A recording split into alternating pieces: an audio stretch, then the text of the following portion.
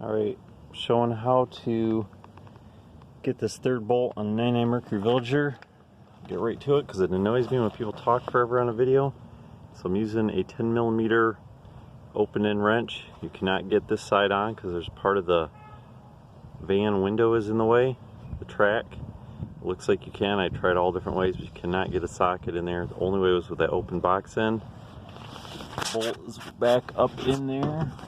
That third one back there, and what you do is you just feed this open box end, try to get it in there, up in there like that, and then I stuck my finger through the hole right there to hold that in place while I turned it. And you can only turn it like 1/8 of an inch, maybe a quarter, half inch. Yeah, you can move it about a half inch at a time.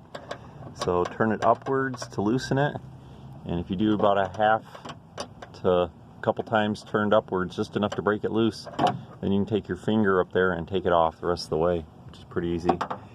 Reverse, just put it on with your finger as far as you can, and then just stick that back up in there and just tighten it down. So like I said, just about like this much is about as far as you can move it at this angle up in there.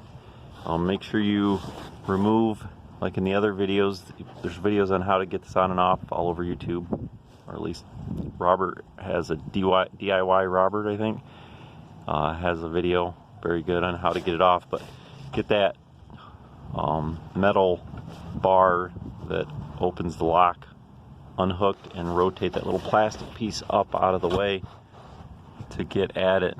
If you can see or not, but there's a plastic piece right here.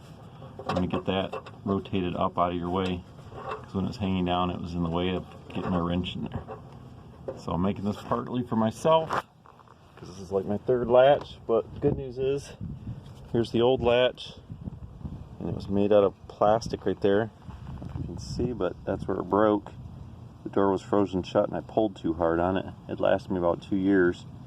I wouldn't have pulled on it during an ice storm, it probably would still be on there. But the new one appears to be made out of metal in that spot. Got it for like 15 bucks on Amazon, so hopefully it will last the rest of life of this van. I have 264,000 miles on it. Still running strong.